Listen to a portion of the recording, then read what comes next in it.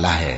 نون، قلم کی اور جو کچھ لکھنے والے لکھتے ہیں اس کی قسم کہ اے پیغمبر صلی اللہ علیہ وآلہ وسلم، تم اپنے پروردگار کے فضل سے دیوانے نہیں ہو، اور بے شک تمہارے لیے بے انتہا اجر ہے، اور یقیناً تم اخلاق کے اعلی مرتبے پر ہو۔ سو ان قریب تم بھی دیکھ لو گے اور یہ کافر بھی دیکھ لیں گے کہ تم میں سے کون دیوانہ ہے۔ تحقیق تمہارا پروردگار اس کو بھی خوب جانتا ہے جو اس کے رستے سے بھٹک گیا، اور ان کو بھی خوب جانتا ہے جو سیدھے رستے پر چل رہے ہیں۔ تو تم جھٹلانے والوں کا کہا نہ ماننا۔